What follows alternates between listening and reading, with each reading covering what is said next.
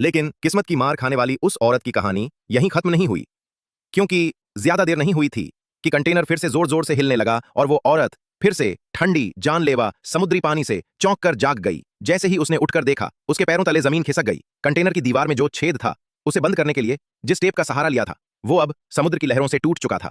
अब उसके पास वक्त बहुत कम था। अगर उसने जल्दी कोई रास्ता न ढूंढा तो कंटेनर अगले ही पल समंदर की गहराइयों में समा जाएगा। उसने इधर उधर देखा, उसकी नजर जमीन पर पड़े प्लास्टिक के बॉक्स पर गई और उसकी आंखों में अचानक उम्मीद की एक चमक जागी। उसने जल्दी से बॉक्स से छोटी सी चाकू निकाली और अपने डर को दबाकर गहरी सांस लेकर फिर से पानी में छलांग लगा दी।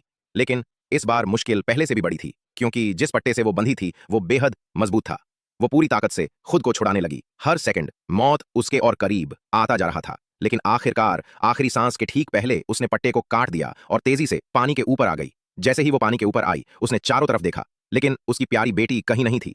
वो तड़पती रही, बेटी को पुकारती रही, लेकिन तभी उसकी चीखें सुनकर समुद्र की गहराई से एक विशालकाय साया उसकी ओर बढ़ने लगा। उसका दिल कांपने लगा। वो चीखती रही, तैरती रही, उस डरावनी विशालकाय चीज से बचने की कोशिश करती रही। लेकिन किस्मत इस बार उसके साथ थी, क्योंकि वो कोई राक्षस नहीं था, वो एक वेल थी जो बस रास्ते से गुजर रही थी। हैरानी की बात यह थी कि जैसे उस वेल ने उसकी पुकार सुन ली हो, वो सीधा उसकी बेटी की तरफ तैर गई।